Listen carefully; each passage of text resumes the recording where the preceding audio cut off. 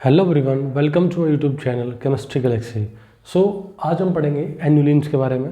ठीक है, हमने ऑर्गेनिक केमिस्ट्री के अंदर सीरीज शुरू की थी और उसका सबसे पहला टॉपिक लिया था जीओसी।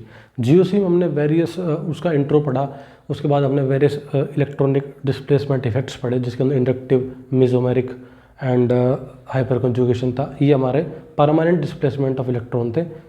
कुछ सिग्मा बॉन्ड से रिलेटेड थे, कुछ पाई बॉन्ड से रिलेटेड थे। ठीक है, कुछ में सिग्मा पाई का कंजुगेशन हो रहा था। ठीक है, उसके बाद हमने वेरियस मतलब कि उसके अंदर हमारे पास फिनोमेनन आया था रेजोनेंस का, और रेजोनेंस में हमने पढ़ा था रेजोनेटिंग स्ट्रक्चर्स के बारे में, उनकी स्टेबिलिटी और कैसे हम रेजोनेटिंग स्ट्रक्चर्स फॉर्म करते हैं, क्या क्या हमारे पास रूल्स होते हैं। ठीक है, और उसके बाद हमने इफेक्ट्स देखे जैसे कि steric inhibition in resonance, SIR। हमारे पास दो इफेक्ट आते हैं ऑर्गेनिक केमिस्ट्री के अंदर, आपको मैं बता दूं। एक आता है SIR इफेक्ट, ये होता है स्टेरिक इनिबिशन इन रेजोनेंस। एक आता है SIP इफेक्ट, ये होता है स्टेरिक इनिबिशन इन प्रोटोनेशन, मतलब प्रोटोनेशन में इनिबिशन आ गया ड्यू टू स्टेरिक क्राउडिंग। और ये क्या है, रेजोनेंस में रेजोनेंस का इनिबिशन हो गया, रेजोनेंस बंद हो गया, स्टॉप हो गया, किस वजह से, स्टेरिक क्राउडिंग की वजह से। ठीक है, आज जो पढ़ेंगे वो टॉपिक है एन्युलिन्स। एन्युलिन्स देखिएगा, हमने एरोमेटिसिटी जब शुरू की थी, एरोमेटिसिटी जब हमने शुरू की थी तो मैंने आपको एरोमेटिक कंपाउंड के बारे में बताया था, एंटी एरोमेटिक कंपाउंड बताया था, और नॉन एरोमेटिक कंपाउंड के बारे में बताया था। और उसी में ही मैंने एक फोर्थ कैटेगरी बताई थी, quasi aromatic compound. Quasi aromatic compound वो होते थे जो कि एरोमेटिक तो हैं, नो डाउट वो एरोमेटिक हैं, लेकिन वो चार्ज स्पीशीज़ है, वहाँ पॉजिटिव और नेगेटिव चार्ज मिलेगा आपको। ठीक है, वहाँ आपको पॉजिटिव नेगेटिव चार्ज सेपरेशन आपको मिलेगा। और एग्जांपल क्या देखा था हमने, एग्जांपल हमने 3 मेंबर की साइक्लिक रिंग ले ली थी, इधर कीटोन लगा दिया था और इधर थी डबल बॉन्ड। ठीक है, जब इसको डबल बॉन्ड हमको, इस डबल बॉन्ड को, ये हमारे जो सिग्मा बॉन्ड है और ये है हमारी पाई बॉन्ड को तोड़ देते हैं तो इस पर स्लाइटली पॉजिटिव चार्ज कार्बन पर, और ओ नेगेटिव मतलब ओ पर slightly negative charge due to electronegativity difference. Electronegativity of oxygen is more than electronegativity of carbon, इधर आर द पॉजिटिव चार्ज। ठीक है, सो ये एक था क्वासी एरोमेटिक कंपाउंड।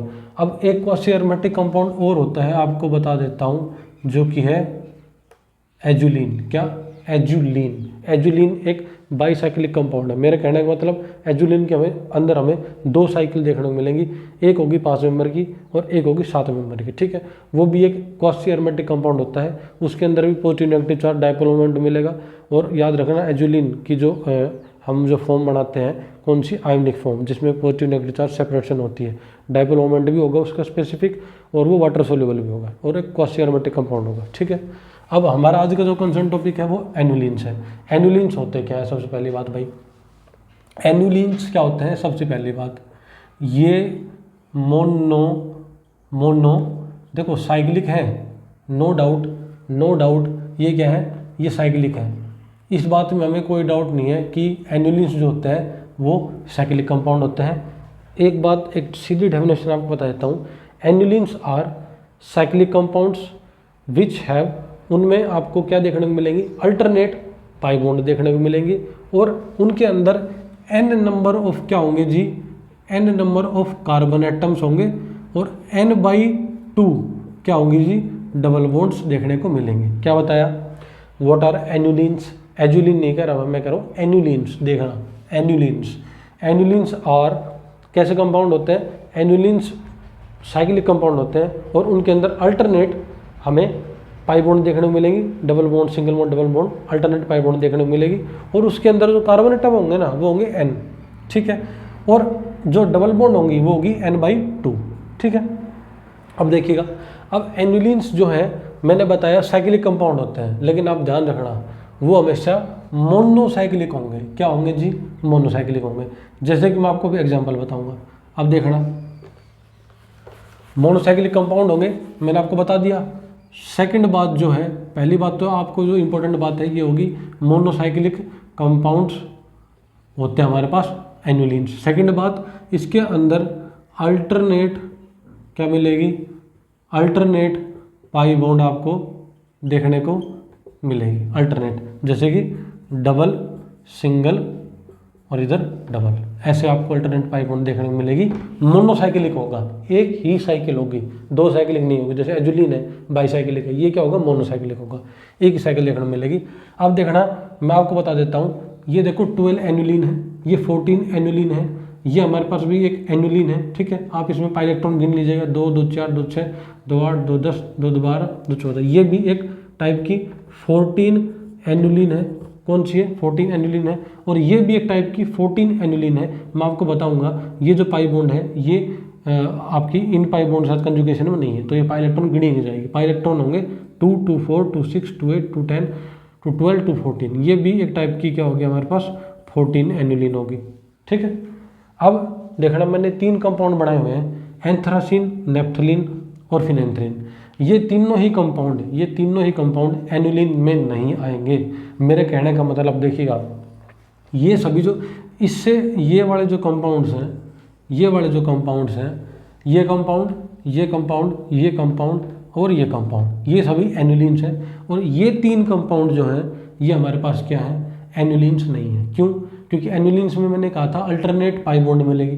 भाई अल्टरनेट पाई बॉन्ड तो इनमें भी है, double single double single double, और इनमें भी है, देखना, double single double single double. Alternate pi bond तो इनमें भी है, इनमें भी है। लेकिन एक और प्रॉपर्टी आपको मैंने बताई थी एनुलिन्स की, जो कि उनको अदर कंपाउंड से डिस्टिंग्विश करती है, वो है मोनोसाइक्लिक कंपाउंड। देखना, इसके अंदर 3 साइकिल है, 1 2 3। इसके अंदर कितनी है हमारे पास? 2 है। और इसमें भी कितनी है जी? 3 है। और आप एक बात देखिएगा, ये जो हमारे पास कंपाउंड है ये ले लीजिएगा, ये ले लीजिएगा, और ये जो 2 कंपाउंड, अब आप ये बोलेंगे सर आपने देखो इसमें तो 3 साइकिल बना दी, A B C D, मतलब कि 4 साइकिल होगी बल्कि, और इसमें भी कितनी साइकिल होगी? 4। भाई देखो 12 एनुलिन का स्ट्रक्चर देखोगे ना, आपको यही मिलेगा। 14 एनुलिन स्ट्रक्चर देखोगे ना, आपको यही मिलेगा। ये 14 एनुलिन मैंने इसलिए लिख दिया क्योंकि इसके अंदर भी 14 इलेक्ट्रॉन थे, इसके अंदर 14 इलेक्ट्रॉन थे, लेकिन इसको हम इसके जैसा, मतलब एक मैंने थोड़ा सा मॉडिफिकेशन करके एग्जाम में आपको थोड़ा मॉडिफाई करके क्या दे सकता है कि यहाँ पर एक बॉन्ड बना देगा, ये बना दी, ठीक है। इस बॉन्ड का इस स्ट्रक्चर में कोई मतलब ही नहीं है, क्या है? कोई मतलब नहीं है। तो हमें इसकी एरोमेटिसिटी बतानी पड़ जाती है। क्या बतानी पड़ जाती है? एरोमेटिक है, एंटी एरोमेटिक है, नॉन एरोमेटिक। इसमें भी ऐसे पूछ लेगा, एरोमेटिक है, एंटी एरोमेटिक है, नॉन एरोमेटिक है, पूछ लेगा इसमें। लेकिन आप इनको ऐसे 14 एनुलिन और 16 एनुलिन आप नहीं लिखेंगे, ठीक है। आपका 14 एनुलिन का स्ट्रक्चर पूछोगे तो 14 एनुलिन का स्ट्रक्चर ऐसा ही होगा जिसमें कि एक ही रिंग होगी, मोनोसाइक्लिक। ये भी मोनोसाइक्लिक है, ठीक है। अब बात कर लेते हैं हम, आपको कुछ मोनोसाइक्लिक कंपाउंड्स हम और बता देते हैं, देखना, ठीक है। देखिएगा, ये हमारे पास सबसे छोटा 4 कार्बन का मोनोसाइक्लिक कंपाउंड है। क्या है जी? इसका नाम है 4 एनुलिन। क्यों? क्योंकि इसके अंदर 4 पाई इलेक्ट्रॉन्स है ना। और ये कैसा होगा आपको पता है? क्या है? साइक्लोब्यूटावनथिडाइन। क्या था जी? 4n पाई इलेक्ट्रॉन थे इसमें, कितने? 4n, ठीक है। तो वो क्या होगा? Anti aromatic. उसके बाद देखना 4 के बाद क्या आएगा? 4 के बाद देखना, 4 के बाद हमारे पास आएगा 6 एनुलिन। क्या आएगा हमारे पास जी? हमारे पास आएगा 6 एनुलिन। ये हमारा क्या है? 6 एनुलिन। क्या है जी? 6 एनुलिन। कैसे? 6 पाई इलेक्ट्रॉन है, और ये तो बेंजीन ही आपको पता है, और ये क्या होगा? एरोमेटिक होगा। इसके बाद हमारे पास आएगा 8 एनुलिन। क्या आएगा? 8 एनुलिन, जो आपको मैंने बताया था कोट के नाम से, साइक्लोओक्टाटेट्राइन। इसका नाम क्या है जी? इसको हम लिखते हैं कोट से। किससे? कोट। साइक्लोओक्टाटेट्रीन। साइक्लिक है, एक ही साइकिल है, इसमें भी एक ही साइकिल थी, इसमें भी एक ही साइकिल थी, इसलिए क्या थे? एनुलिन्स। इसमें 8 पाई इलेक्ट्रॉन है, 2 2 4 2 6 2 8, इसलिए क्या है जी? ये है 8 एनुलिन। क्या है जी? ये 8 एनुलिन। और आपको मैंने बताया था ना, अब इसके अंदर जो पाई इलेक्ट्रॉन्स है वो 8 है, तो इसके अंदर 4n+2 पाई इलेक्ट्रॉन्स नहीं है, इसके अंदर 4n पाई इलेक्ट्रॉन है। और 4n पाई इलेक्ट्रॉन वाले कंपाउंड क्या होते हैं, जो कि 4n रूल को फॉलो करते हैं, वो क्या होते हैं जी? हमारे एंटी एरोमेटिक कंपाउंड। लेकिन ये एक नॉन एरोमेटिक कंपाउंड होता है। ये जो हमारे पास 8 एनुलिन, या बोल लूँ तो साइक्लोओक्टाटेट्रीन, ये एक नॉन एरोमेटिक कंपाउंड होता है। क्यों? क्योंकि आपको इधर दिख रहा होगा, इसमें तो जी हर एक एटम जो है sp2 हाइब्रिडाइज्ड है, 8 पाई इलेक्ट्रॉन्स हैं, नॉन एंटी एरोमेटिक होगा। लेकिन नहीं, ये इसकी स्टेबल फॉर्म नहीं है, इसकी स्टेबल फॉर्म होती है टफ शेप्ड। ये एग्जिस्ट करता है जी किस में? ये एग्जिस्ट करता है टफ शेप फॉर्म में, ठीक है। ये इसकी 4 पाई बॉन्ड होगी। और देखो टफ शेप फॉर्म में, इस फॉर्म में इसको बोलते हैं बोट, आप बोल सकते हो बोट शेप्ड, क्या बोल सकते हैं, बोट शेप्ड या टब शेप, ठीक है। इसमें देखना क्या है, ये जो इस कार्बन के जो पी ऑर्बिटल्स हैं, इन दोनों कार्बन के जो पी ऑर्बिटल्स हैं, ये इन कार्बन के पी ऑर्बिटल के साथ है क्या है, कंजुगेशन में नहीं है। क्या नहीं है, कंजुगेट, दोनों, अरे दोनों दूर दूर हो गए ना, ये एक दूसरे के साथ ओवरलैप कर ही नहीं पा रहे। और जब एक दूसरे के साथ ओवरलैप नहीं करेंगे तो मैंने आपको बता दिया था क्या आएगा भाई, देखिएगा मैंने इसको नॉन एरोमेटिक बताया। क्यों बताया, non aromatic compound category, non aromatic compound के लिए मैंने आपको एक बताई थी पहचान, उनके अंदर कंजुगेशन नहीं होगी, और इनके अंदर कंजुगेशन नहीं हो रही क्योंकि इस फॉर्म में साइक्लोऑक्टेटेट्राइन की जो स्टेबल फॉर्म है वो होती है boat shape form. Boat shape form में ये जो कार्बन है हमारे पास, इनके पी ऑर्बिटल की ओवरलैपिंग नहीं होती है, तो कंजुगेशन रुक जाएगी। सो इसलिए क्या हो जाएगा, नॉन एरोमेटिक कंपाउंड हो जाएगा, ठीक है। अब इसके बाद देखिएगा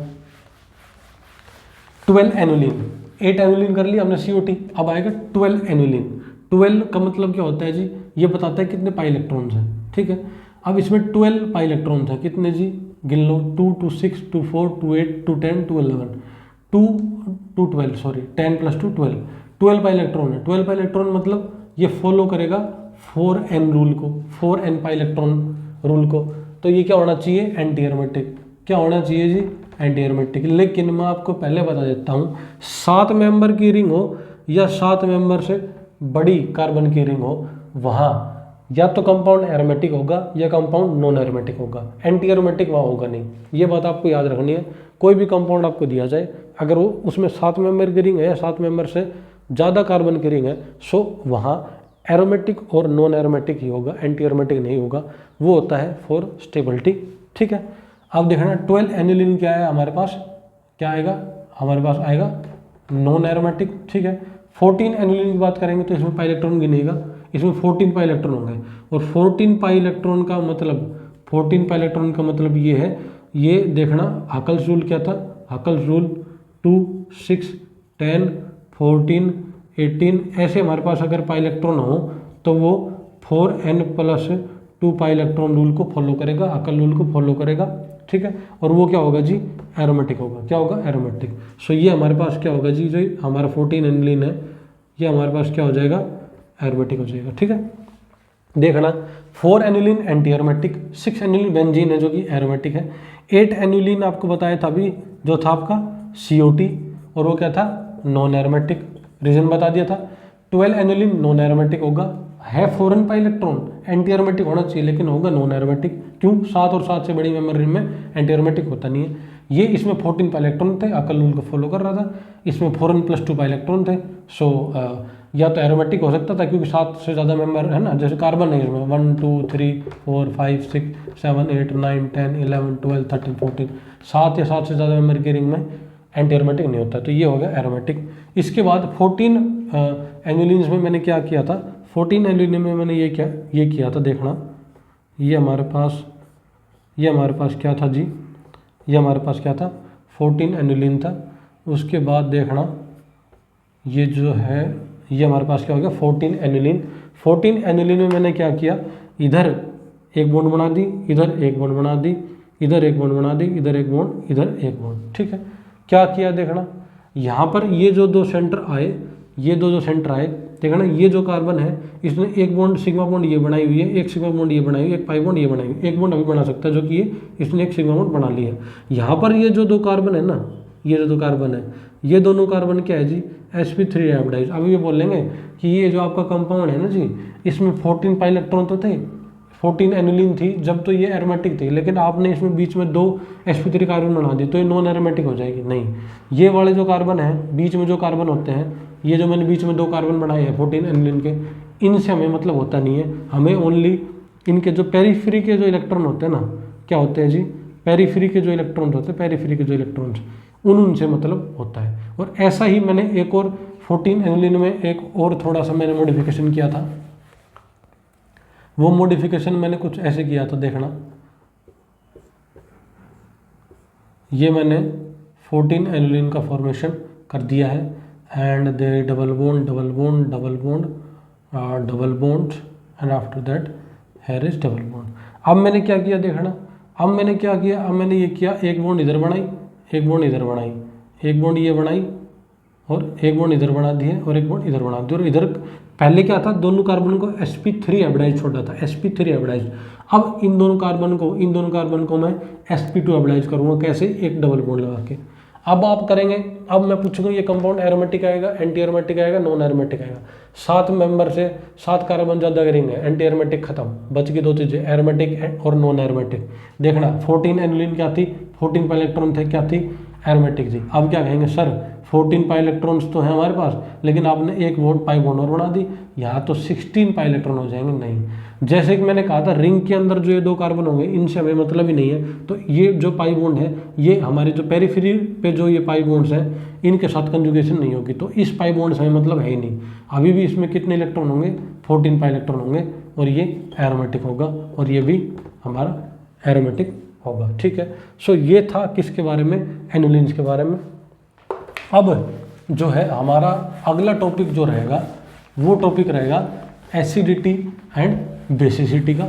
ठीक है, वो टॉपिक हम हमारा शुरू करेंगे अगली वीडियो में, जो कि बहुत इंपॉर्टेंट टॉपिक है, acidic and basic strength of organic compounds. ठीक है, उसके अंदर हम एसिडिटी, देखना एसिडिटी बेसिसिटी के बारे में हम फिजिकल केमिस्ट्री में पढ़ते हैं, आयनिक इक्विलिब्रियम चैप्टर हम जब पढ़ते हैं तो वहाँ पर पीएच पीओएच का केस आता है, वहाँ पर भी हम एसिड का Ka pKa एंड इसके विद रिस्पेक्टिव इसका अपोजिट Kb एंड pKb, इनके बारे में हम पढ़ते हैं फिजिकल केमिस्ट्री में।